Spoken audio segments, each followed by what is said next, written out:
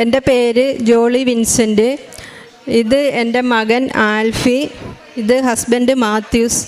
ഞങ്ങൾ കൊല്ലം ജില്ലയിൽ ക്ലാപ്പന ഇടവകയിൽ നിന്നാണ് വരുന്നത്. 2022 ജൂൺ മാസം 17-ാം തീയതിയാണ് ഞാൻ ആദ്യമായി ഉടമ്പടി എടുത്തത്. ഇത് രണ്ടാമത്തെ തവണയാണ് ഈ പരിശുദ്ധമായ അൾത്താരയിൽ ഞാൻ സാക്ഷ്യം പറയാനായിട്ട് പരിശുദ്ധ അമ്മ ഇടയാക്കിയത്. അതിനിടയാക്കിയ പരിശുദ്ധ അമ്മയ്ക്കും തിരുക്കുമാരനും 1000 നന്ദി. എൻ്റെ മകന് കഴിഞ്ഞ മാസം 9-ാം തീയതി പെട്ടെന്നൊരു ആക്സിഡൻ്റ് ഉണ്ടായി. ഈ ആക്സിഡൻ്റ് ഉണ്ടാകുന്നതിന് 3 ദിവസം മുമ്പായിട്ട് എൻ്റെ മനസ്സിൽ മാതാവ് പറയുന്നുണ്ട്, സാക്ഷ്യം പറയണമെന്നുള്ളൊരു മെസ്സേജ് കിട്ടുന്നുണ്ടായിരുന്നു. അതെന്താണെന്ന് എനിക്ക് മനസ്സിലായില്ല. എന്നാൽ പിറ്റേ ദിവസം ഉച്ചയ്ക്ക് ഞാൻ അവിടെ കിടക്കുമ്പോൾ എനിക്കൊരു സ്വപ്നം കാണാനിടയായി. സാധാരണ ഗതിയിൽ ഞാൻ സ്വപ്നം കണ്ടാൽ എനിക്ക് അത് ഓർമ്മ വരത്തില്ല എഴുന്നേൽക്കുമ്പോൾ. പക്ഷേ അന്ന് സ്വപ്നം കണ്ട് ഞാൻ ചാടി എഴുന്നേറ്റ് വിഷമിച്ചു. എൻ്റെ മോൻ ഒരു അപകടം വരുന്നതായിട്ടാണ് ഞാൻ കണ്ടത്. അപ്പോൾ ഹസ്ബൻഡ് അതിലേ വന്നപ്പോൾ ഞാൻ പറഞ്ഞു, അച്ഛൻ ഇങ്ങനെ ഒരു സ്വപ്നം കണ്ട് മോൻ എന്തോ ആപത്ത് വരാൻ പോകുന്നു. അപ്പോൾ ഹസ്ബൻഡ് പറഞ്ഞു, ഇല്ല, നീ എന്തെങ്കിലും ചിന്തിച്ചിട്ട് കിടന്നതായിരിക്കും, അതുകൊണ്ടാണ് അങ്ങനെ സംഭവിച്ചതെന്ന് പറഞ്ഞു. എന്നാൽ ആ രാത്രി വെളുപ്പിന് ഒരു 2:30-3 മണിയായപ്പോൾ ഹസ്ബൻഡ് സ്വപ്നം കാണുകയും ചാടി എഴുന്നേറ്റ് എൻ്റെ മോനെന്ന് പറഞ്ഞ് വിളിച്ചു പോവുകയും ചെയ്തു. അപ്പം ഞാൻ പെട്ടെന്ന് തട്ടി ഉണർത്തി എന്താ സംഭവിച്ചതെന്ന് ചോദിച്ചു. അപ്പോൾ പറഞ്ഞ് എൻ്റെ മോൻ്റെ തലയ്ക്ക് ആരോ അടിച്ച് എന്ന് പറഞ്ഞു. അപ്പം ഞങ്ങൾ 2 പേരും അങ്ങനെ കണ്ട്. അപ്പം ഞാൻ ഹസ്ബൻഡിനോട് പറഞ്ഞ്, മോൻ എന്തോ സംഭവിക്കാൻ പോകുന്നുണ്ട്, നമ്മൾ പ്രാർത്ഥിക്കണം അവന് വേണ്ടിയിട്ട്. അങ്ങനെ ഞങ്ങൾക്കൊരു ടർഫുണ്ട്. അപ്പോൾ അവിടെയാണ് മോൻ സാധാരണ കൂടുതൽ സമയം ഇരിക്കുന്നത്. അവിടെ എന്തെങ്കിലും ആയിരിക്കും അപകടം നടക്കുന്നതെന്ന് ഞങ്ങൾ വിചാരിച്ചു. അപ്പോൾ എൻ്റെ കയ്യിൽ അന്ന് ഉപ്പുണ്ടായിരുന്നില്ല. അപ്പോൾ എൻ്റെ ഒരു ഫ്രണ്ടിനെ ഞാൻ വിളിച്ചു. ഞാൻ വഴി ഇവിടെ ഉടമ്പടി എടുത്തിട്ടുള്ളതാണ്. അപ്പോൾ പുള്ളിക്കാരി ഉച്ചയായപ്പം ഉപ്പ് കൊണ്ടുവന്ന് ഈ സംഭവം നടക്കുന്ന അന്ന് ഉച്ചയ്ക്ക്. അപ്പം ഞാൻ അവളോട് പറഞ്ഞു, എൻ്റെ മോന് എന്തോ സംഭവിക്കാൻ പോകുന്നു, നീ പ്രാർത്ഥിക്കണമെന്ന് പറഞ്ഞു. അപ്പോൾ അവൾ പറഞ്ഞു, നീ വിഷമിക്കണ്ട, ഞാൻ കണ്ണുനീരോടാണ് പറഞ്ഞത്. അപ്പം ഞാൻ പറഞ്ഞു, ഈ ഉപ്പ് കൊണ്ടുപോയി ടർഫിലിട്ട് പ്രാർത്ഥിക്കാൻ വേണ്ടിയിട്ടാണ്, മോനോട് ഇത് പറഞ്ഞിട്ടില്ല എന്ന് പറഞ്ഞു. അങ്ങനെ വൈകുന്നേരം കുർബാനയ്ക്ക് പോയി. ഞങ്ങൾ ഹസ്ബൻഡ് ഞാനും കുർബാന കഴിഞ്ഞ് വന്നു. അപ്പോൾ തന്നെ ഹസ്ബൻഡ് പറഞ്ഞു, ഉപ്പ് എടുത്തുകൊണ്ട് വാ, നമുക്ക് നടന്നു പോയി അവിടെ പോയി പ്രാർത്ഥിക്കാമെന്ന് പറഞ്ഞു. അപ്പം മോൻ അന്നേരം പള്ളിയിലാണുള്ളത്. ഞാനും ഹസ്ബൻഡിനും കൂടെ പോയി ടർഫിൽ പോയി ഉപ്പിട്ട് വിശ്വാസ പ്രമാണം ചൊല്ലി 4 വഴിയും പ്രാർത്ഥിച്ച് തിരിച്ച് വീട്ടിൽ വന്ന് ഹസ്ബൻഡ് വീണ്ടും പള്ളിയിലോട്ട് പോയി. ഞാൻ വീട്ടിലാണുള്ളത്. അപ്പം മോൻ ഒരു 8:15 ആയപ്പോൾ പള്ളിയിൽ നിന്ന് ഓച്ചിറ വരെ ഒരാവശ്യത്തിന് വേണ്ടി പോയി. തിരിച്ചു വരുമ്പോഴാണ് ഒരു കാറ് മുമ്പേ പോകുന്നു. അത് പെട്ടെന്ന് ബ്രേക്ക് പിടിച്ച് ഇടത്തോട്ട് തിരിച്ച് പുറകിന് വന്ന മോന് സഡൻ ബ്രേക്ക് ഇടുകയും, ബുള്ളറ്റിലായിരുന്നു, ഹെൽമെറ്റില്ല, വണ്ടി മറിഞ്ഞ് മോൻ ഭയങ്കരമായിട്ട് ബ്രേക്ക് പിടിച്ചതിൻ്റെ സൗണ്ടിലാണ് കാറുകാർ ശ്രദ്ധിക്കുന്നത്. മോൻ മറിഞ്ഞ് വീഴുകയും ചെയ്തു. കാറുകാരെന്തായാലും വണ്ടി നിർത്തി മോനെ എടുത്ത് ഹോസ്പിറ്റലിൽ കൊണ്ടുപോയി. ഇല്ലെങ്കിൽ കാറ് വിട്ടു പോയിരുന്നെങ്കിൽ സത്യത്തിൽ മോൻ അവിടെ കിടന്നു പോവുകയുള്ളൂ.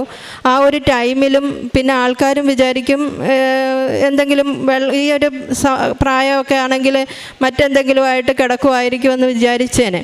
പക്ഷേ കാറുകാർ ആ സമയത്ത് തന്നെ വണ്ടി നിർത്താനും മോനോട് കുഴപ്പമില്ലെന്ന് മോൻ പറഞ്ഞെങ്കിലും പെട്ടെന്ന് ബോധം കെട്ട് വീണു. അങ്ങനെ മോനെ അവർ ആ കാറിൽ തന്നെ തൊട്ടടുത്തുള്ള ഒരു ഹോസ്പിറ്റലിൽ കൊണ്ടുപോയി, ഓച്ചിറയിൽ. അപ്പോൾ അവിടെ ചെന്നപ്പോൾ മോൻ ഓർമ്മ വന്നു. അവൻ്റെ ഡാഡിയുടെ നമ്പർ പറഞ്ഞു കൊടുത്തു. അവരതിൽ വിളിച്ചു. പള്ളിയിലായിരുന്നത് കാരണം ഹസ്ബൻഡിന് ഫോൺ എടുക്കാൻ പറ്റിയില്ല. അന്നേരം വീണ്ടും മോന് എപ്പോഴും ഓർമ്മ വന്നപ്പോൾ എൻ്റെ നമ്പർ പറഞ്ഞു കൊടുത്തു. അങ്ങനെ മാതാവായിട്ടാണ് എന്നെ ഫോൺ വിളിക്കാനിടയാക്കിയതും. ഞാൻ പിന്നീട് ഹസ്ബൻഡിനെ തുടർന്ന് വിളിച്ച് ഹസ്ബൻഡ് എന്നോട് പറഞ്ഞ്, ഞാൻ അറിഞ്ഞു, ഞാൻ ഹോസ്പിറ്റലിലോട്ട് പോവുകയെന്ന് പറഞ്ഞു. ഞാൻ അപ്പം തന്നെ ഓടിച്ചെന്ന് എൻ്റെ ഈ കയ്യിലിരിക്കുന്ന ജപമാല കയ്യിലെടുത്ത് കതവ് പൂട്ടി ഹസ്ബൻഡിനോട് പറഞ്ഞ്, അങ്ങനെ ഒറ്റയ്ക്ക് പോകരുത്, ഇവിടെ വരണം, എന്നെയും കൊണ്ടുപോയേ പറ്റുമെന്ന് പറഞ്ഞു. അപ്പോൾ ഹസ്ബൻഡിന് മനസ്സിലായി എന്നെ കൊണ്ടുപോയില്ലെങ്കിൽ എനിക്ക് എന്തെങ്കിലും ബുദ്ധിമുട്ടുണ്ടാകുമെന്ന്. ഹസ്ബൻഡ് പകുതി വരെ തിരിച്ചു വന്ന് എന്നെയും വിളിച്ച് പോയി. അവിടെ ചെന്നപ്പം എൻ്റെ ഇത് കണ്ടപ്പോൾ ഡോക്ടർ പറഞ്ഞു, മോനൊന്നുമില്ല, അവൻ പേടിച്ചതാണ്, അവൻ്റെ കാലിനോ നട്ടെല്ലിനോ കൈകൾക്കോ ഒന്നും ഒരു പ്രശ്നമില്ല, ഞങ്ങൾ ബലമെല്ലാം പരിശോധിച്ച് നോക്കിയെന്ന് പറഞ്ഞു. അപ്പം ഞാൻ പെട്ടെന്ന് മോൻ്റെ അടുത്ത് ചെന്ന്, മോൻ കണ്ണ് തുറന്നിരിക്കുകയായിരുന്നു. എന്നെ കണ്ടതും എൻ്റെ തലയിൽ കൈ വെച്ചിട്ട് മോനൊന്ന് കണ്ണടച്ചു. അപ്പം ഡോക്ടർ പറഞ്ഞു ഈ ഫ്ലൂയിഡ് തീരുമ്പോൾ നിങ്ങൾക്ക് മോനെ വീട്ടിൽ കൊണ്ടുപോകാമെന്ന് പറഞ്ഞു. അപ്പം ഞാൻ ഈ കണ്ണടയ്ക്കുമ്പം മോൻ്റെ കണ്ണിൻ്റെ മേളിൽ ഒരു നീല പാട് കണ്ട്. അപ്പം ഞാൻ ഹെൽത്തിനാണ് വർക്ക് ചെയ്യണത്, ഞാൻ ഹെൽത്ത് ഇൻസ്പെക്ടറാണ്. അപ്പം ഞാൻ പെട്ടെന്ന് എനിക്ക് സത്യത്തിൽ എൻ്റെ നാവൊന്നും പൊങ്ങുന്നില്ല. ഞാൻ കൈ കൊണ്ട് ഡോക്ടറിനെ വിളിച്ചു. ഡോക്ടർ വന്ന് നോക്കിയിട്ട് ഞാൻ പറഞ്ഞു, മാഡം ഇതിപ്പം വന്ന ഒരു പാടാണ്, ഇത് ക്ലോട്ടാണെന്തോ, അപ്പം ഇത് എന്താണെന്ന് വെച്ചാൽ ചെയ്യണമെന്ന് പറഞ്ഞു. പെട്ടെന്ന് മാഡം ട്രിപ്പ് സ്റ്റോപ്പ് ചെയ്യുകയും CT എടുക്കുകയും ചെയ്തു. അപ്പോഴാണ് മോന് ഹെഡ് ഇഞ്ചറി ഉണ്ട്, ഇൻറ്റേർണൽ ബ്ലീഡിംഗ് ഉണ്ട്, സ്കള്ളിന് ബാക്കിൽ പൊട്ടലുണ്ട്, കണ്ണിൻ്റെ താഴെ ഒരു ചെറിയ എല്ലിന് പൊട്ടലുണ്ട്. ഞാൻ ഈ പാട് കാണുന്നില്ല എങ്കിൽ എൻ്റെ ഹസ്ബൻഡ് മാത്രം പോയിരുന്നെങ്കിലും മോനെ ഹസ്ബൻഡ് വണ്ടിയിലിട്ട് വീട്ടിൽ കൊണ്ടുവരും. അവർ വേദനയ്ക്കും സെഡേഷനുള്ള ഇഞ്ചക്ഷനും കൊടുത്തിട്ടുണ്ട് ഓൾറെഡി. ഒരുപക്ഷെ വീട്ടിൽ വന്നു കഴിഞ്ഞിരുന്നെങ്കിൽ എൻ്റെ മോൻ്റെ അവസ്ഥ ഇന്ന് ഈ നിൽക്കുന്ന അവസ്ഥ ആയിരുന്നില്ലായിരിക്കും. ഏതായാലും പെട്ടെന്ന് തന്നെ ന്യൂറോ ഉള്ള ഹോസ്പിറ്റലിൽ പോയി. അവിടെ ചെന്നപ്പോഴത്തേക്ക് വീണ്ടും സ്കാൻ ചെയ്തു.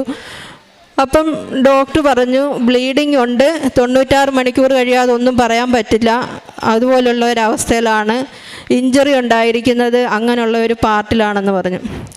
അങ്ങനെ ഞങ്ങൾക്ക് ആകെയുള്ളൊരു മകനാണിത്, വേറെ മക്കളില്ല. അപ്പം ഞങ്ങൾ രണ്ടുപേരും പരസ്പരം നോക്കി കരഞ്ഞു. കൂട്ടത്തിൽ ഹസ്ബൻഡിന് 2 ഫ്രണ്ട്സ് ഉണ്ടായിരുന്നു. അവർ ആംബുലൻസിൽ തന്നെ തിരിച്ചു പോവുകയും ചെയ്ത് ഞങ്ങൾ പരസ്പരം നോക്കി കരയുവാണ്. പിന്നീട് രാവിലെ ആയപ്പോഴത്തേക്ക് മേജർ ഡോക്ടർ വന്നു, CT നോക്കി. അപ്പം ആ രാത്രിയും തന്നെ ഞാൻ മാതാവിനെ വിളിച്ച് ഈ ജപമാലയും കയ്യിൽ പിടിച്ചിരുന്ന് പ്രാർത്ഥിക്കുന്നുണ്ട്. രാത്രി തന്നെ ഞാൻ മാതാവിനോട് പറയുന്നു, മാതാവേ എൻ്റെ കയ്യിൽ ഉടമ്പടി തൈലോ ഉപ്പും ഇല്ല, പെട്ടെന്ന് ഞാൻ പോരുന്നതാണ്, എൻ്റെ മകന് നീ സൗഖ്യം നൽകണം എന്ന് തന്നെ പറഞ്ഞുകൊണ്ടിരുന്ന് ഫോൺ എടുത്ത് ഞാൻ വഴിയായി ഉടമ്പടി എടുത്തിട്ടുള്ള എൻ്റെ ഫ്രണ്ട്സിനൊക്കെ ഒരു മെസ്സേജ് അയച്ച് വിളിക്കാനുള്ള ഇതില്ല. മനുഷ്യരെ ബാക്കിയുള്ളവരെ ആരെയും വിളിച്ചിട്ട് കാര്യമില്ല, മോന് പ്രാർത്ഥനയാണ് ആവശ്യമെന്ന് എനിക്ക് മനസ്സിലായി. ഞാൻ അപ്പോൾ തന്നെ ഈ ഉടമ്പടി എടുത്ത എനിക്ക് അറിയാവുന്നവർക്കെല്ലാം ഒരു മെസ്സേജ് ടൈപ്പ് ചെയ്തു ഫോർവേഡ് ചെയ്തു.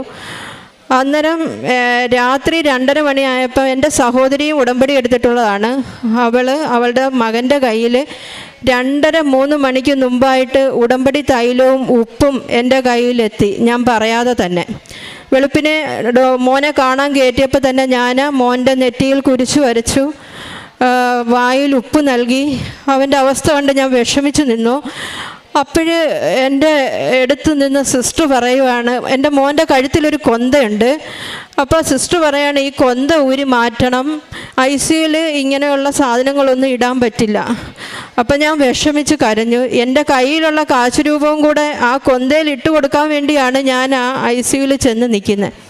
അത് പറഞ്ഞിട്ട് ആ സിസ്റ്റർ പോയി. ഞാൻ വിഷമിച്ച് നിന്ന്, മാതാവേ ഞാൻ ഈ കാശുരൂപം വെക്കാനാണല്ലോ വന്നേ, അപ്പോൾ കൊന്തയും കൂടെ ഊരി മാറ്റാനാണോ പറയുന്നേ എന്ന് ഞാൻ വിചാരിച്ചു. അപ്പോൾ എൻ്റെ അടുത്ത് വേറൊരു സിസ്റ്റർ വന്നിട്ട് ചോദിച്ചു, ആൻറ്റി എന്തിനാ വിഷമിക്കുന്നത്, മോന് കുഴപ്പമില്ലല്ലോ, മോൻ ഉറങ്ങുവാണ്, ആൻറ്റി വിഷമിക്കാതെ ഞാൻ പ്രാർത്ഥിക്കാമെന്ന് പറഞ്ഞു. ഞാൻ പറഞ്ഞ്, മറ്റേ സിസ്റ്റർ പറഞ്ഞു മോൻ്റെ കഴുത്തിൽ നിന്ന് കൊന്ത ഊരാൻ, എനിക്ക് ഈ കാശുരൂപം കൂടെ മോൻ്റെ കഴുത്തിലിടാനാണ് ഞാൻ വന്നതെന്ന് പറഞ്ഞു. അപ്പോൾ ആ സിസ്റ്റർ പറഞ്ഞ്, മോൻ്റെ കഴുത്തിൽ ആ കൊന്ത കിടന്നോട്ടെ, അത് ഊരി മാറ്റണമെങ്കിൽ ഞാൻ മാറ്റിക്കോളാം, ആൻറ്റി ഒരു കാര്യം ചെയ്യും, ആ കാശുരൂപവും കൂടെ ആ മോൻ്റെ കഴുത്തിൽ ഇട്ട് കൊടുക്കാൻ പറഞ്ഞു. ഞാൻ അപ്പം തന്നെ വിചാരിച്ചു, പരിശുദ്ധ അമ്മ ഇവിടെ ഉണ്ട്, എൻ്റെ മോനൊന്നും വരുത്തത്തില്ല. ഞാൻ നോക്കുമ്പം ആ സിസ്റ്ററിൻ്റെ കഴുത്തിൽ കാശുരൂപം കിടക്കുന്നു മാതാവിൻ്റെ. അങ്ങനെ എനിക്ക് മനസ്സിലായി മാതാവ് അവിടെ മോൻ ഒരു ആപത്തും വരുത്താതെ അവിടെ മോൻ്റെ സമീപത്തുണ്ടെന്ന് എനിക്ക് മനസ്സിലായി. എങ്കിലും ഞങ്ങൾ പുറത്ത് വന്നിരുന്നു. 10 മണിയായപ്പം ഡോക്ടർ വന്ന് പറഞ്ഞ കാര്യങ്ങൾ കേട്ട് ഞങ്ങളാകെ തകർന്നു. മോന് ഫിറ്റ്സ് വരുമെന്നും വോമിറ്റിംഗ് ഉണ്ടാകും, അവൻ്റെ മെമ്മറി ചിലപ്പം നഷ്ടപ്പെടുമെന്നും വയലൻ്റ് ആകാനുള്ള ചാൻസ് ഉണ്ട്, ഇങ്ങനെയൊക്കെ സംഭവിച്ചാൽ ബ്ലീഡിങ് കൂടുകയും ഫർദർ പ്രൊസീജിയറിലേക്ക് പോകേണ്ടി വരും, പിന്നീട് എന്താണെന്ന് അറിയില്ല. ഇത് കേട്ടപ്പം ഞാൻ ഹെൽത്തിൽ വർക്ക് ചെയ്യുന്നതുകൊണ്ടും ഞാൻ ഫീൽഡിൽ ഒരുപാട് കേസുകൾ ഹെഡ് ഇഞ്ചറി ആയിട്ട് ഓരോരുത്തർ ഫേസ് ചെയ്യുന്നതൊക്കെ എനിക്കറിയാം. പിന്നെ എൻ്റെ ഇടവകയിൽ തന്നെ ഹെഡ് ഇഞ്ചറി ഉണ്ടായി വന്നിട്ടുള്ള ബുദ്ധിമുട്ടുകൾ എനിക്കറിയാം. ഇതെല്ലാം എൻ്റെ മനസ്സിൽ കൂടെ കടന്നുപോയി. ഞാൻ കരഞ്ഞ് നിലവിളിച്ച് അവിടെ വെറുതെ നിലത്ത് കിടക്കുവാണ്. അങ്ങനെ ഒരു 2:30-3 മണിയായപ്പം ഞാൻ കിടക്കുന്ന ഭാഗത്തുനിന്ന് ഗ്ലാസ്സിൽ കൂടെ എനിക്ക് പുറത്തോട്ട് നോക്കുമ്പം ആകാശം മുഴുവൻ കടൽ അടിക്കുന്നത് പോലെ കടലാണ്. ഞാൻ അങ്ങനെ കണ്ടിട്ടില്ല. ആകാശം മുഴുവൻ കടലടിക്കുന്നു. ഞാനിങ്ങനെ നോക്കിയിട്ട് ഹസ്ബൻഡിനോട് പറഞ്ഞ്, എൻ്റെ അടുത്തിരിക്കുന്നുണ്ട് ഹസ്ബൻഡിന്, ആരൊക്കെയോ വരികയും പോവുകയൊക്കെ ചെയ്യുന്നുണ്ട്. ഞാൻ ഹസ്ബൻഡിനോട് പറഞ്ഞു, അച്ഛേ ഇത് നോക്ക്, മാതാവ് ഇവിടെ ഉണ്ട്, ആകാശം മുഴുവൻ കടലാണ്, എൻ്റെ മോന് കുഴപ്പമൊന്നും വരില്ല, ഇന്ന് തന്നെ നമുക്കൊരു നല്ല മെസ്സേജ് കിട്ടും എന്ന് ഞാൻ പറഞ്ഞ്. അപ്പോൾ ഹസ്ബൻഡിൻ്റെ സഹോദരിയാണ് ഞങ്ങൾക്ക് അവിടെ ബലം പകർന്നു തന്നുകൊണ്ടിരിക്കുന്നത്. അപ്പം ഞാൻ സമനിലയില്ലാത്ത പോലെയാണ് നിൽക്കുന്നത്. അപ്പോൾ ഒരു 5 മണിക്ക് മോനെ കാണാൻ വേണ്ടി ഞങ്ങൾ അങ്ങോട്ട് കയറാൻ പോകുന്ന സമയത്ത് മോനെ ICUന്ന് ഇങ്ങോട്ട് ഇറക്കുന്നത്. രാവിലെ ഡോക്ടർ പറഞ്ഞത് ഇനി നാളെയാണ് CT എടുക്കുന്നതെന്നാണ് പറഞ്ഞത്. അപ്പം ഞങ്ങൾ രാവിലെ അങ്ങോട്ട് കയറുമ്പോൾ മോനെ ഇങ്ങോട്ട് ഇറക്കുന്നത് കണ്ടപ്പം ഞങ്ങൾ അത് പേടിച്ചു. അപ്പം സിസ്റ്റർ പറഞ്ഞു കുഴപ്പമില്ല, ഡോക്ടർ പറഞ്ഞിട്ടാണെന്ന് പറഞ്ഞു. അപ്പോൾ ആ CT എടുത്തിട്ട് 5:30-6 മണിക്ക് മുമ്പായിട്ട് ഞങ്ങളെ മാത്രം വിളിച്ചിട്ട് പറയുന്നു, മോൻ്റെ ബ്ലീഡിങ് പുതിയതായിട്ടൊന്നുമില്ല, അത് സ്റ്റോപ്പായിട്ടുണ്ട്, പുതിയതായിട്ട് ബ്ലീഡൊന്നും വന്നില്ലെങ്കിൽ നമുക്ക് മറ്റ് പ്രശ്നങ്ങൾ ഉണ്ടാകാതിരിക്കും എന്ന് ഒരു സമാധാനം കിട്ടി. എങ്കിലും ഞങ്ങൾ ആ രാത്രിയിൽ അവിടെ തന്നെ കിടന്നു. ഒരു 3 ഞാനും ഹസ്ബൻഡും ആ നിലത്ത് തന്നെ ഇരിക്കുവാണ്. അപ്പം ഒരു വെളുപ്പിനെ 3 മണിയായപ്പോൾ ഞങ്ങൾ രണ്ടുപേരും കൂടെ പ്രത്യക്ഷീകരണ പ്രാർത്ഥന ചൊല്ലി.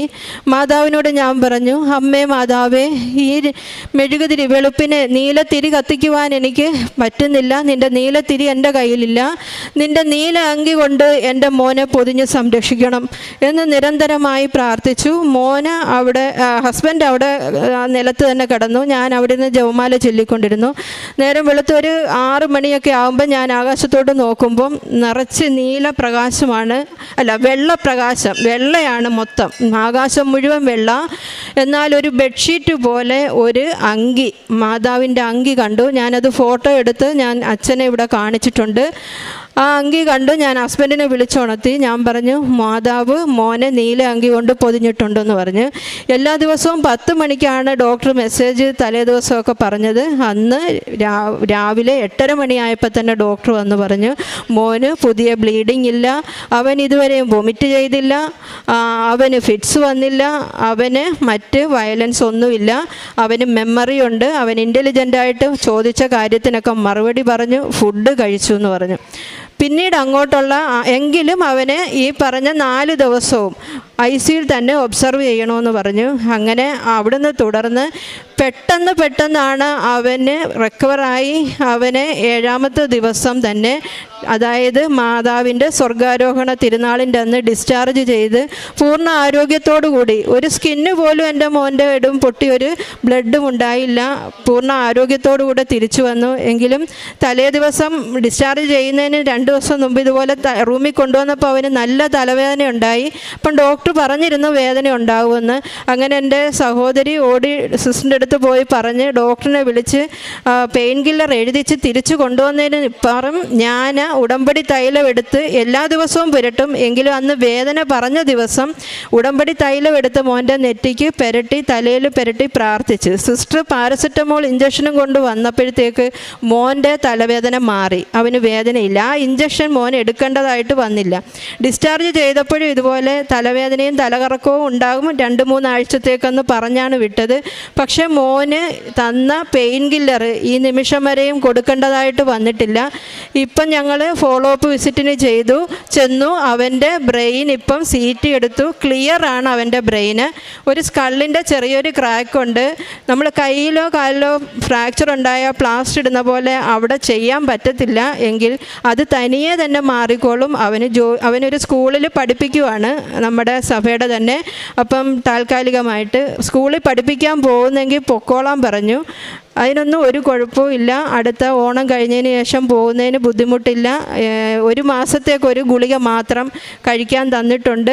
അല്ലാതെ ഇപ്പം അവന് നടക്കുന്നതിനോ അങ്ങനെ ഒരു തലകറക്കോ ഓർമ്മക്കുറവോ ഒന്നുമില്ല. അവന് നല്ല ആരോഗ്യവാനായിട്ട് തന്നെ ഇരിക്കുന്നു. എൻ്റെ മോനെ ഇങ്ങനെ പൂർണ്ണ ആരോഗ്യത്തോടെ തിരിച്ചു തന്ന പരിശുദ്ധ അമ്മയ്ക്കും തിരുക്കുമാരനും കോടാനുകോടി നന്ദി. രണ്ടാമതായിട്ട് ഞങ്ങൾക്കൊരു സ്ഥലമുണ്ടായിരുന്നു, ഇങ്ങനെ കാട് പിടിച്ച് കിടക്കുകയാണ് കുറച്ച് വസ്തു. അപ്പോൾ ഒരു ദിവസം ഞങ്ങൾ കാറിൽ പോകുമ്പോൾ ഞാൻ എൻ്റെ ഹസ്ബൻഡിനോട് പറഞ്ഞ് നമുക്ക് ഒരു ടർഫ് കണ്ട് ഇതുപോലെ കളിസ്ഥലം. അപ്പോൾ ഞാൻ പറഞ്ഞ് ഇതുപോലൊരു ടർഫ് ഉണ്ടാക്കുവാണെങ്കിൽ നമ്മുടെ വസ്തുവും ഇതുപോലെ നല്ല ക്ലിയറായിട്ട് കിടന്നേനെ ആയിരുന്നല്ലോ. അപ്പോൾ ഹസ്ബൻഡ് പറഞ്ഞ് അതിന് 10-50 ലക്ഷം രൂപയോളം വരും. അപ്പം ഞങ്ങളൊരു ഭവനം ഉണ്ടാക്കിയിട്ട് അതിൻ്റെ ലോണും കാര്യങ്ങളും ഓൾറെഡി ഞങ്ങൾക്കുണ്ട്. അപ്പോൾ അതിനെക്കുറിച്ച് ഇപ്പം ഞങ്ങൾക്ക് ചിന്തിക്കാൻ പറ്റില്ല. അപ്പം ഒരു വർഷത്തിനകത്ത് നമ്മൾ പറയാതെ തന്നെ എൻ്റെ ഹസ്ബൻഡിൻ്റെ സഹോദരിയും ഹസ്ബൻഡും കൂടെ ഇങ്ങോട്ട് വരികയും അവരുടെ വസ്തുവും ഇതിൻ്റെ കൂടെയുണ്ട്. അങ്ങനെ പാർട്ണർഷിപ്പിൽ ഒരു ടർഫ് ഞങ്ങൾക്ക് പണിയാനായിട്ട് മാതാവ് അനുഗ്രഹിച്ചു. അതുപോലെ തന്നെ ആ ടർഫിൻ്റെ പ്രവർത്തനങ്ങളെന്ന് പറഞ്ഞാൽ കോവിഡ് സമയത്തായിരുന്നു, 2022 അത് തുടങ്ങിയത്. 2023 ഫെബ്രുവരി 25 ഞങ്ങൾ അതിൻ്റെ ഇനാഗുറേഷൻ വെച്ചു. അപ്പോഴിതുപോലെ വികാരി അച്ഛനെയും വിളിച്ചു. ഞങ്ങൾക്ക് അതൊരു പൊതുവായിട്ടുള്ളൊരു സംരംഭമായതുകൊണ്ട് അതൊരു പബ്ലിസിറ്റി വേണമെന്ന് ആഗ്രഹിച്ചു. ഹസ്ബൻഡിൻ്റെ സഹോദരിയുടെ ഹസ്ബൻഡും കൂടെ ചേർന്ന് ഒരു MLAയോ മന്ത്രിയോ ആരെങ്കിലും കൊണ്ട് ഇനാഗുറേഷൻ ചെയ്യിക്കണമെന്ന് വിചാരിച്ചു. അപ്പം ഞങ്ങളിങ്ങനെ അതിനെക്കുറിച്ച് ചിന്തിച്ച് പലയിടത്തും പോയി. ആദ്യം വരാമെന്ന് പറഞ്ഞെങ്കിലും അവരുടെയൊക്കെ തിരക്കുകൾ മൂലം അവർക്ക് ഈ പറഞ്ഞ വ്യക്തികൾക്ക് രണ്ടുപേർക്കും വരാൻ പറ്റിയില്ല. അങ്ങനെ വിഷമിച്ച് നിന്നപ്പോൾ അന്നത്തെ ദിവസം ഞങ്ങളുടെ ഡാഡിയുടെ ആണ്ടായിരുന്നു. അന്നേരം ഞങ്ങളുടെ കുടുംബത്തിലുള്ള എല്ലാവരും തന്നെ ഉണ്ട്. അപ്പോൾ വിഷമിച്ച് നിന്നപ്പോൾ ഞാൻ പറഞ്ഞു, ഇത് നമ്മളിപ്പോൾ ഇങ്ങനെ വിഷമിച്ച് നിന്നിട്ട് കാര്യമില്ല, നമുക്ക് പ്രാർത്ഥിക്കാം. സന്ധ്യ പ്രാർത്ഥനയ്ക്ക് ഞങ്ങളെല്ലാവരും ഇരുന്നു. പ്രാർത്ഥന കഴിഞ്ഞ് തിരിച്ചിറങ്ങുമ്പോൾ ഹസ്ബൻഡ് എന്നോട് പറയുന്നു, അതിൻ്റെ ഇടയിൽ നടന്ന കാര്യമൊന്നും ഞങ്ങൾക്ക് അറിയുന്നില്ല, ഞാൻ അറിഞ്ഞില്ല. ഹസ്ബൻഡ് പ്രാർത്ഥന കഴിഞ്ഞപ്പോൾ എന്നോട് ചോദിക്കുന്നു, ഈ മന്ത്രി MLA ഒന്നുമല്ല, MP വന്നാൽ എന്തെങ്കിലും കുഴപ്പമുണ്ടോ? അപ്പം ഞങ്ങളിങ്ങനെ എന്താ ഇങ്ങനെ പറയുന്നത്. അപ്പം ഈ പ്രാർത്ഥനയുടെ ഇടയിൽ ഡാഡിയുടെ ഈ ആണ്ടിൻ്റെ ചടങ്ങിന് വരാൻ പറ്റാഞ്ഞ ഞങ്ങളുടെ ഡാഡിയുടെ ഒരു സുഹൃത്ത് അവിടെ വരികയും പുള്ളിക്കാരനുമായിട്ട് സംസാരിച്ചപ്പോൾ ഹസ്ബൻഡ് ഇങ്ങനത്തെ ഒരു സംരംഭത്തിൻ്റെ കാര്യം പറഞ്ഞു. അങ്ങനെ ഇങ്ങനെ ഒരു പ്രതിസന്ധി ഉണ്ട്, ഒരാൾ വരാത്ത കാരണം ഇങ്ങനെ പ്രിൻ്റ് എടുക്കാതിരിക്കുക നോട്ടീസ്, അച്ഛനുണ്ട്, ആരെങ്കിലും ഒരാളെയും കൂടെ വേണം എന്നുള്ള രീതിയിൽ പറഞ്ഞപ്പം പുള്ളി ഒരു 10 മിനിറ്റ് കഴിഞ്ഞപ്പോൾ തിരിച്ചു വന്നിട്ട് പറഞ്ഞു, മോനെ ഇങ്ങനെ MP കായംകുളത്ത് വരുന്നുണ്ട്, ആരിഫ്. അപ്പം അവർ കായംകുളത്ത് വന്നതിന് ശേഷം കരുനാഗപ്പള്ളി പോകുന്ന വഴിക്ക് ഇവിടെ വന്ന് ഇനാഗുറേഷൻ ചെയ്യാമെന്ന് ഏറ്റിട്ടുണ്ട്. ഒരു 10 മിനിറ്റ് കൊണ്ട് തന്നെ മാതാവ് ആ പ്രാർത്ഥനയുടെ വേളയിൽ അറേഞ്ച് ചെയ്ത് തന്നതാണ്. തുടർന്ന് പെട്ടെന്ന് 2 ദിവസം കൂടെ ഉള്ളൂ ബാക്കി. അതിൻ്റെ ഭൗതികമായ കാര്യങ്ങൾക്കെല്ലാം മാതാവ് ഞങ്ങളുടെ കൂടെ നിൽക്കുകയും വേണ്ടുന്ന എല്ലാ ക്രമീകരണങ്ങളും ഞങ്ങൾക്ക് ഹസ്ബൻഡിൻ്റെ ഡാഡിയും മമ്മിയും മരിച്ചതാണ്. ആ ഒരു സ്ഥാനത്ത് ഞങ്ങളുടെ പരിശുദ്ധ അമ്മ നിന്ന് ഞങ്ങൾക്ക് ആ കാര്യങ്ങളെല്ലാം വേണ്ട വിധത്തിൽ നടത്തി തരികയും പിന്നീട് ഉദ്ഘാടനത്തിന് ശേഷവും കുറച്ച് ദിവസം അവിടെ ഈ കളികൾ നടക്കാതെ ഞങ്ങൾ വിഷമിച്ചു. അപ്പം ഞാൻ മോനോട് പറഞ്ഞു, നമുക്ക് ഉടമ്പടി ഉപ്പ് കൊണ്ടുപോയി 4 വശവും ഇട്ട് വിശ്വാസ പ്രമാണം ചൊല്ലി പ്രാർത്ഥിക്കാം. അങ്ങനെ ഞാനും മോനും കൂടെ ഉടമ്പടി ഉപ്പും കൊണ്ടുപോയി ഒരു വശത്തുനിന്ന് മോനും ഇപ്പുറത്തെ വശത്തൂടെ ഞാനും ഉടമ്പടി ഉപ്പിട്ട് വിശ്വാസ പ്രമാണം ചൊല്ലി പ്രാർത്ഥിച്ചു. തിരിച്ചു വന്ന് പിറ്റേ ദിവസം മുതൽ ഇന്നീ നിമിഷം വരെയും വലിയ മഴയും വെള്ളപ്പൊക്കവും ഇല്ലാത്ത ദിവസങ്ങളിലെല്ലാം ഞങ്ങളുടെ ടർഫിൽ കളികൾ നടക്കുന്നുണ്ട്. പിന്നെ അടുത്ത സാക്ഷ്യമെന്ന് പറഞ്ഞാൽ, എനിക്ക് 2023 ഒക്ടോബറിൽ ജപമാല റാലിയിൽ പങ്കെടുക്കണമെന്നുണ്ട്. അപ്പോൾ 22 ഒക്ടോബർ മാസത്തിൽ ഞാൻ കുറച്ച് ദൂരമാണ് നടന്നത്. അത് എൻ്റെ കാലിന് ഒരു 5 വർഷം മുമ്പ് ഒരു ആക്സിഡൻ്റ് ഉണ്ടാകുകയും ലിഗമെൻ്റ് ഇഞ്ചറി ഉണ്ടാകുകയും ചെയ്ത്. അപ്പം എനിക്ക് 2 കിലോമീറ്റർ കൂടുതൽ എനിക്ക് നടക്കാൻ സാധിക്കത്തില്ല. അപ്പം ഇതുപോലെ ഞാൻ പറഞ്ഞു, അമ്മേ എനിക്ക് ഫുള്ള് നടക്കണം, 22 കിലോമീറ്റർ ഉണ്ടെന്നാണ് അച്ഛൻ ഇങ്ങനെ പറയുന്നത്. അപ്പം എൻ്റെ ഫ്രണ്ട്സും 2 പേരും ഞാൻ വഴിയായിട്ട് ഉടമ്പടി എടുത്തവർ നടക്കാനുണ്ട്. അപ്പോൾ അവരുടെ കൂട്ടത്തിൽ ഞാനും പോവുകയാണ്. എനിക്ക് നടക്കാൻ പറ്റിയില്ലെങ്കിൽ അവരുടെ നടപ്പും കൂടെ ഈ റാലിയിൽ പങ്കെടുക്കാൻ പറ്റാതെ ആവും. നീ എൻ്റെ കൂടെ വരുമോ എന്ന് ഞാൻ ചോദിച്ച് പ്രാർത്ഥിക്കുന്നുണ്ടായിരുന്നു. അപ്പോൾ ഈ റാലിയുടെ തലേ ദിവസവും എനിക്ക് വൈകിട്ടായപ്പോൾ ടെൻഷനായി, എനിക്ക് നടക്കാൻ പറ്റുമോ? എല്ലാ ദിവസവും ജോലിക്ക് പോയിട്ട് വരുമ്പോൾ ഹസ്ബൻഡ് മുറിവെണ്ണ ഇട്ട് തടകി തന്നിട്ടാണ് ഞാൻ പിന്നെ കാല് നിലത്ത് കുത്തുന്നത്. ആ ഒരു കണ്ടീഷനായിരുന്നു. അന്നേരം ഇതുപോലെ തലേ ദിവസം സന്ധ്യയായപ്പോഴും ടെൻഷൻ, വെളുപ്പിനെ ഇറങ്ങാനുള്ളതാണ്. ഞാൻ നോക്കുമ്പോൾ പ്രാർത്ഥിക്കുന്ന മെഴുകുതിരി കത്തിക്കുന്ന സ്റ്റാൻഡിൻ്റെ തൊട്ടടുത്തായിട്ട് മാതാവിൻ്റെ പച്ചത്തിരിയിലുള്ള മെഴുകു കൊണ്ടുള്ള ഒരു സ്റ്റാച്ചു നിൽക്കുന്നു. ഞാൻ അമ്മേ മാതാവേ എന്ന് വിളിച്ച് ഹസ്ബൻഡിനെ ഓടിപ്പോയി വിളിച്ചുകൊണ്ട് വന്ന് കാണിച്ചു. ഹസ്ബൻഡും പറഞ്ഞു മാതാവാണ്. ഞാൻ ഫോട്ടോ എടുത്ത് അത് സൂക്ഷിച്ച് ഇവിടെ അച്ഛനെ കാണിച്ചിട്ടുണ്ട്. അതിന് മുമ്പ് ഒരു ദിവസം മാതാവിൻ്റെ ഒരു വേളാങ്കണ്ണി മാതാവിൻ്റെ രൂപം എനിക്ക് കിട്ടി മെഴുകിൽ നിന്ന്. അതും ഫോട്ടോ എടുത്ത് സാക്ഷ്യപ്പെടുത്തി. അപ്പം ഞാൻ മനസ്സ് വിചാരിച്ചു അമ്മ എൻ്റെ കൂടെയുണ്ട്. അങ്ങനെ ഞാൻ ധൈര്യത്തെ ഇറങ്ങി. ഹസ്ബൻഡിനോടും പറഞ്ഞില്ല ഫുള്ള് നടക്കുമെന്ന്. അങ്ങനെ മോനാണ് ഞങ്ങളെ ഇവിടെ കൊണ്ടുവന്നത്. ഞങ്ങളിവിടുന്ന് നടന്ന് ഇനി ഒരു 9 കിലോമീറ്ററും കൂടെ ബാക്കിയുണ്ടെന്ന് ഏതോ ഒരു അച്ഛൻ പറയുന്നത് ഞാൻ കേട്ട്, ഒരപ്പച്ചൻ മുമ്പിൽ നടന്ന്. അപ്പം ഞാനിങ്ങനെ നടന്ന വഴിക്ക് പെട്ടെന്ന് എൻ്റെ കാലിന് ഒരു പാദത്തിൽ ഒരടി അങ്ങോട്ട് എടുത്ത് വെക്കാൻ പറ്റാത്ത വിധത്തിൽ അതിശക്തമായ വേദന എനിക്ക് വന്നു.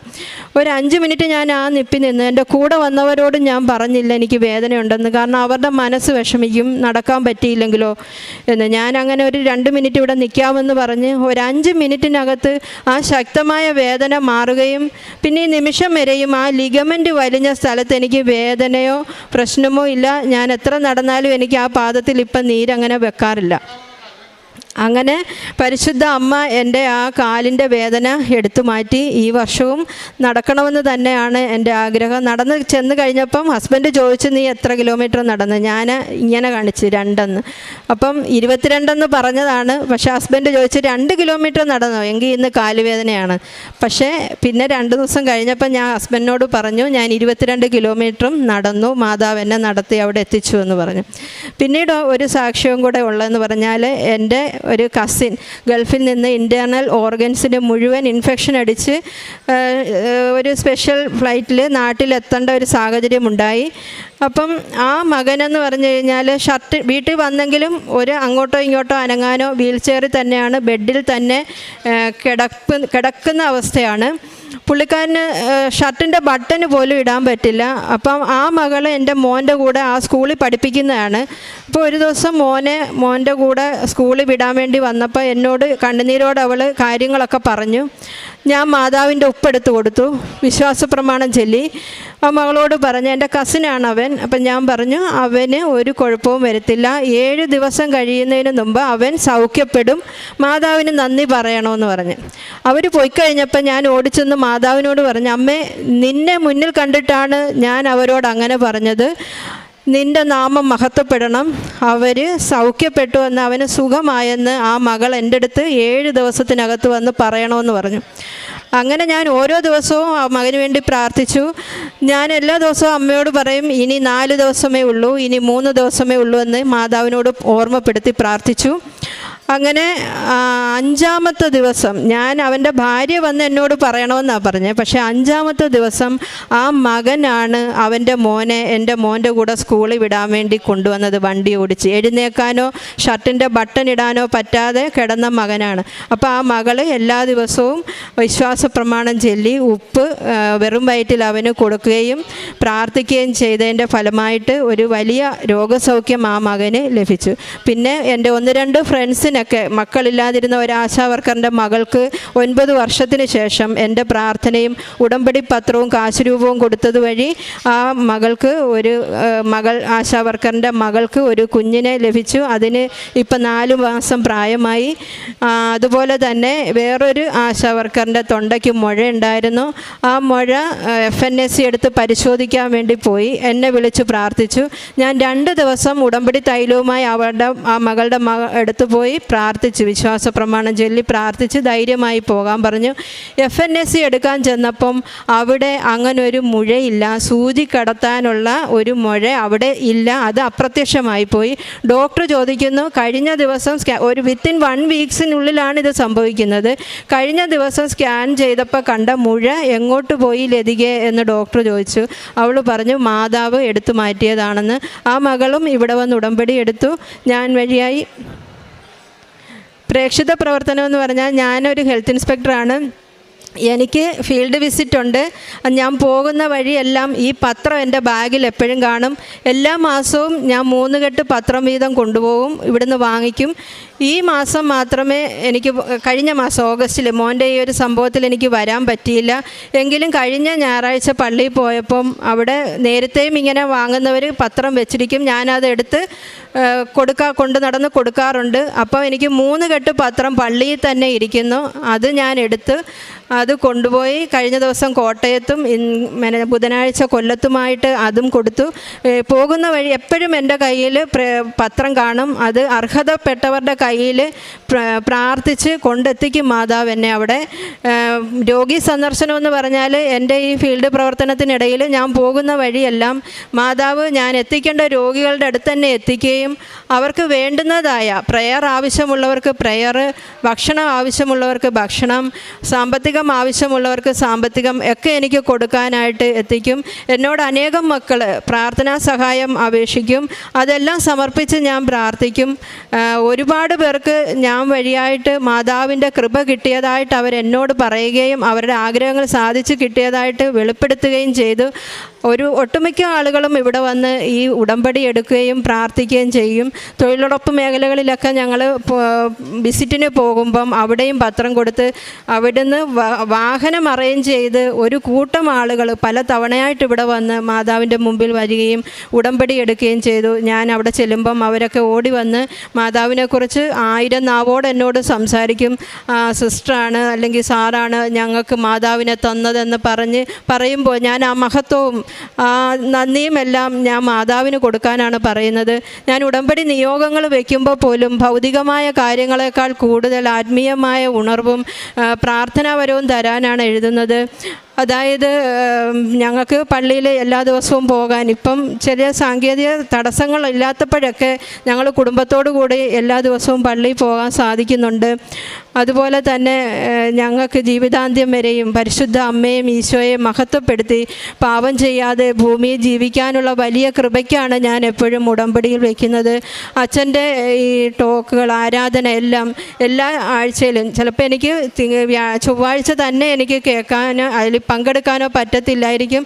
ഞായറാഴ്ച ദിവസങ്ങളിൽ തന്നെ ആയിരിക്കും ഞാനത് കഴിഞ്ഞ ആഴ്ചത്തത് അടുത്ത ഞായറാഴ്ചയ്ക്ക് മുമ്പായിട്ടത് കണ്ട് പ്രാർത്ഥിച്ചിരിക്കും. അച്ഛൻ്റെ വലിയ നിർദ്ദേശങ്ങളും വലിയ വചന വിചിന്തനവും നമുക്കൊരുപാട് ആത്മീയ മാറ്റങ്ങൾ തരുന്നുണ്ട്. പ്രാർത്ഥനാപരവും കിട്ടുന്നുണ്ട്. മറ്റുള്ളവർക്ക് വേണ്ടി ഒരുപാട് പ്രാർത്ഥിക്കാനുള്ള കൃപ ലഭിച്ചതിന് പരിശുദ്ധ അമ്മയ്ക്കും തിരുക്കുമാരനും കോടാനുകോടി നന്ദി. എനിക്ക് അച്ഛൻ്റെ ഈ നിർദ്ദേശങ്ങളൊക്കെ കിട്ടുമ്പോൾ നമുക്ക് പഴയ കാലത്തെ പഴയ നിയമത്തിലെ മോശയോട് അച്ഛനെ സാമ്യം ചെയ്ത് എനിക്ക് പലപ്പോഴും തോന്നും. അച്ഛൻ ഒരു ദൈവപുരുഷനായിട്ടാണ് പലപ്പോഴും എനിക്ക് മനസ്സിലാക്കി കിട്ടുന്നത്. അച്ഛന് ദീർഘായുസ്സും ആരോഗ്യവും നൽകുവാൻ കൃപയുണ്ടാകണം. പരിശുദ്ധ അമ്മയ്ക്കും തിരുക്കുമാരനും കോടാനുകോടി നന്ദി പറയുന്നു. ഞങ്ങളുടെ ഈ ജീവിതം എന്നും മാതാവിനും തിരുക്കുമാരനും ജീവിതാന്ത്യം വരെ അല്ലെങ്കിൽ നമ്മുടെ നിത്യത വരെയും കൂടെ ഇരിക്കുവാനുള്ള കൃപ തരണമെന്ന് അപേക്ഷിച്ചുകൊണ്ട് ഇനി എല്ലാവരുടെയും പ്രാർത്ഥന അപേക്ഷിച്ചുകൊണ്ട് നിർത്തുന്നു.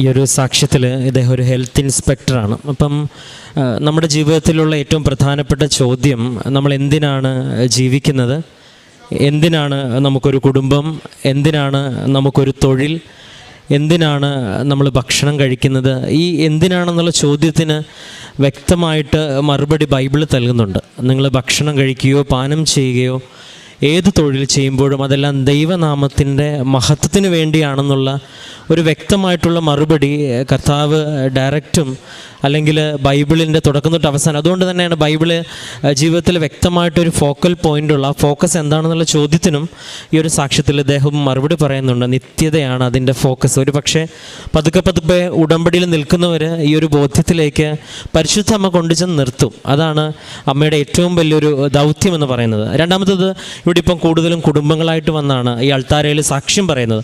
കുടുംബങ്ങളായിട്ട് അൾത്താരയിൽ നിൽക്കുമ്പം ഇനി പ്രത്യേകിച്ച് ഒരുമിച്ച് ഇവർ പ്രാർത്ഥിക്കുന്നുണ്ട് എന്ന് പ്രത്യേക വാക്കുകളിൽ പറയേണ്ട ആവശ്യമില്ല. കാരണം സമയം കണ്ടെത്തി അൾത്താരയിൽ വരെ സാക്ഷ്യം പറയാൻ എത്തുന്ന കുടുംബം ഉറപ്പായിട്ടും പ്രാർത്ഥനയിൽ ഒരുമിക്കുന്നവരാണ് എന്ന് ചിന്തിക്കുന്നത് വളരെ യുക്തമാണ്. പിന്നെ മൂന്നാമത്തേത് ഈ മകൻ്റെതാണ് ഏറ്റവും പ്രധാനപ്പെട്ട സാക്ഷ്യം. ഈ മകന് അങ്ങനൊരു ഇതുണ്ടാകുന്നതിന് മുൻപ് തന്നെ പരിശുദ്ധ അമ്മ ഒരു ദർശനത്തിൽ അല്ലെങ്കിൽ ഇങ്ങനെ ഒരു കാര്യം നടക്കാൻ പോകുന്നു, ഒരുങ്ങിയിരിക്കുക എന്നുള്ളതാണ്. ഇപ്പം ഒരു ദർശനങ്ങളുടെ ഒരു ലോകം, സ്വപ്നങ്ങളുടെ ഒരു ലോകം, ദൈവാനുഭവത്തിൻ്റെ ഒരു ലോകം, ദൈവം സംസാരിക്കുന്ന ആശയവിനിമയത്തിൻ്റെ ഒരു ലോകത്തിലേക്കുള്ളൊരു താക്കോലാണ് ഉടമ്പടി. അത് നിങ്ങൾ സാക്ഷ്യങ്ങൾ പരിശോധിക്കും വ്യക്തമാണ്.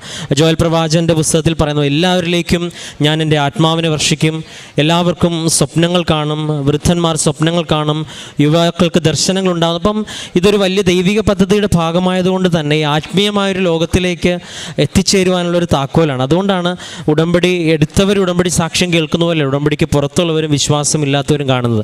ഈ ഒരു ലോകത്തിന് അതിൻ്റെതായ ഒരു ഉടമ്പടിയുടെ ലാംഗ്വേജ് ഉണ്ട്, ഉടമ്പടിയുടെ അനുഭവമുണ്ട്. അതുകൊണ്ടാണ് സാക്ഷ്യം കേൾക്കുന്നവർ ആവർത്തിച്ച് കേട്ടുകൊണ്ടിരിക്കുകയും സാക്ഷ്യം കേൾക്കേണ്ടെന്ന് തീരുമാനിക്കുന്നവർ പിന്നീട് അത് കേൾക്കാതെ. അപ്പം ഈ ഒരു ലോകത്തിലേക്ക് ഒരുപാട് പേര് പരിശുദ്ധ അമ്മ ക്ഷണിച്ച് കൊണ്ടുവരുന്നതിന് ഓർത്ത് നന്ദി പറയാം. ഒപ്പം ഏറ്റവും അവസാനം നമുക്കൊരു അനുഭവം ഉണ്ടാകുക എന്നതുപോലെ പ്രധാനപ്പെട്ടാണ്. നമ്മൾ കാരണം മറ്റുള്ളവർക്ക് അനുഭവമുണ്ട്. അപ്പോൾ ഇദ്ദേഹം ചെയ്യുന്ന ആ വലിയ ഒരു ഒഫീഷ്യൽ ഡ്യൂട്ടിയുടെ ഇടയിൽ പോലും ഇദ്ദേഹത്തിലൂടെ പരിശുദ്ധ അമ്മയെ മറ്റുള്ളവരിലേക്ക് കൊണ്ടുവരാനായിട്ട് ശ്രമിക്കുന്നുണ്ട്. എവിടെ പോയാലും ഒരു 3 കെട്ട് പത്രം മേടിക്കുക എന്ന് പറയുന്നത് പരിശുദ്ധ അമ്മയുടെ വലിയ സാന്നിധ്യത്തിലെ മറ്റുള്ളവരിലേക്ക് കൊടുക്കുക എന്നുള്ളതാണ്. സഞ്ചാരി മാതാവ് പലരുടെയും ജീവിതത്തിലേക്ക് സഞ്ചരിച്ച് എത്തിച്ചേരുന്നത് ഇവിടെയുള്ള ഉടമ്പടി വസ്തുക്കളിലൂടെയാണ്, അതിലൊരു സംശയവുമില്ല. പിന്നെ ഏറ്റവും അവസാനം സാക്ഷ്യങ്ങളൊക്കെ പറഞ്ഞ് ലോജിക്കലി ഇങ്ങനെ പ്രാർത്ഥിച്ചൊരുങ്ങി വിലയിരുത്തി അവസാനമാകുമ്പോൾ മാതാവ് തന്നെയാണ് ഈ ഒരു പ്രചോദനവും ശക്തിയും നൽകുന്നത്. ഇപ്പം സമുദ്രത്തിനെക്കുറിച്ച് ഉള്ളൊരു റെഫറൻസ് ഈ സാക്ഷ്യത്തിലുണ്ട്. നിങ്ങൾക്കറിയാം പരിശുദ്ധ അമ്മയുടെ പശ്ചാത്തലമായിട്ട് ഒരു സമുദ്രമാണ് കൃപാസനത്തിലുള്ളത്. അത് മാത്രമല്ല, നിങ്ങൾ യൂട്യൂബിലും അല്ലെങ്കിൽ വിക്കിപീഡിയയിലൊക്കെ അടിച്ചു കൊടുക്കുമ്പോൾ അറിയാം, പരിശുദ്ധ അമ്മയെ സമുദ്ര താരകമെന്നാണ് പഴയ കാലം തൊട്ട് തന്നെ വിളിച്ചു പോകുന്നത്. അതിന് പല കാര്യങ്ങളുണ്ടെങ്കിലും സമുദ്രത്തിൻ്റെ യാത്ര ചെയ്യുന്നവർക്ക് ഒരു ഗൈഡ് ലൈനായിട്ട്, ഒരു ഗൈഡിങ് സ്റ്റാറായിട്ടാണ് പരിശുദ്ധ അമ്മയെ കാണുന്നത്. അപ്പോൾ ഉടമ്പടിയിലേക്ക് കടന്നു വരുമ്പോൾ ഉടമ്പടിയിൽ ലഭിച്ച സന്ദേശവും ഉടമ്പടിയുടെ മുൻപോട്ടുള്ള കാര്യങ്ങളും ബഹുമാനപ്പെട്ട ജോസഫ് അച്ഛൻ തീരദേശത്തുകൂടെയാണ് യഥാർത്ഥ ശുശ്രൂഷ ചെയ്ത് പരിശുദ്ധ അമ്മ ഇന്ന് ഈ ആലയത്തിൽ എല്ലാ ജനങ്ങൾക്കും വേണ്ടിയുള്ള ശുശ്രൂഷയ്ക്ക് വേണ്ടി തിരഞ്ഞെടുത്തത്. എല്ലാത്തിൻ്റെ പിന്നിലും വ്യക്തമായിട്ട് ഒരു ദൈവിക പദ്ധതി ഉണ്ടല്ലോ. അപ്പം അങ്ങനെ ഒരുപാട് പേര് കടൽ തിരമാലകളൊക്കെ അവരുടെ ഉടമ്പടിയിൽ, അപ്പം എല്ലാം ഇങ്ങനെ ഉടമ്പടിയായിട്ട് ബന്ധപ്പെട്ട ഒരു വ്യക്തിയെ കാണിക്കുന്നതിന് പിന്നിലും പരിശുദ്ധ അമ്മയ്ക്ക് വ്യക്തമായിട്ട് ലക്ഷ്യമുണ്ട്. ഈ ഒരു ലോകത്തേക്കുള്ള ക്ഷണമാണ് ഓരോ വ്യക്തിയുടേതും. പ്രാർത്ഥനയോടെ, കൃപയോടെ, സ്നേഹത്തോടെ കടന്നു വരുന്നവരൊക്കെയും വലിയ ദൈവാനുഭവങ്ങളുമായിട്ടാണ് ഇവിടെ നിന്ന് തിരികെ പോകുന്നത്. അതാണ് ഏറ്റവും വലിയ അത്ഭുതം. അതിലേക്ക് നടന്നു നീങ്ങുവാനായിട്ട് ഒരു പക്ഷേ നമ്മൾ സമർപ്പിക്കുന്ന നിയോഗങ്ങളും നമ്മുടെ ജീവിതത്തിൻ്റെ പ്രാർത്ഥനകളും ഒരു കാരണമാകാം. ഈ ഒരു സാക്ഷ്യം നമ്മളെല്ലാവരെയും സഹായിക്കണമെന്ന് പ്രാർത്ഥിക്കുന്നു. നമുക്ക് കരങ്ങളടിച്ച് ദൈവത്തിൻ്റെ നാമം മഹത്വപ്പെടും.